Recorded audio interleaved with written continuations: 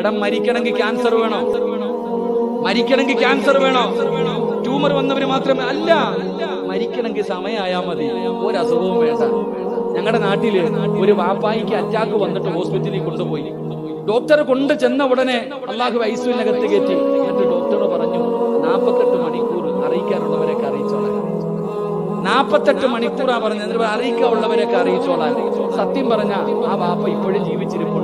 ആശുപത്രി കൊണ്ടുപോയ മോൻ പള്ളിപ്പറമ്പിലും കിടക്കുന്നുണ്ട്. അള്ളാഹു പുറത്തു കൊടുക്കുമാറാകട്ടെ. നിങ്ങൾ ചിന്തിക്കുക, ഇതാ ഞാൻ പറഞ്ഞത്. ഇവിടെ മരിക്കേണ്ട സമയമായ മരിക്കും, അതിന് രോഗം വേണ്ട. പിന്നെ ടെൻഷൻ അടിച്ച ഒരു ഉപകാരമുണ്ട്, നേരത്തെ പോകാം. അള്ളാഹു ഈമാൻ തരുമാറാകട്ടെ. അത് മാത്രമേ നേട്ടമുള്ളൂ. രോഗം പിടിച്ചിരുന്ന് ഇങ്ങനെ പേടിച്ച് തിന്നാതെയും കുടിക്കാതെയും ടെൻഷൻ അടിച്ച് നടന്ന എളുപ്പം പള്ളിക്കാട്ടിൽ പോകാം. യാത്ര എളുപ്പമാക്കുക, അത്രേ ഉള്ളൂ, വേറെ ഒരു കാര്യമില്ല.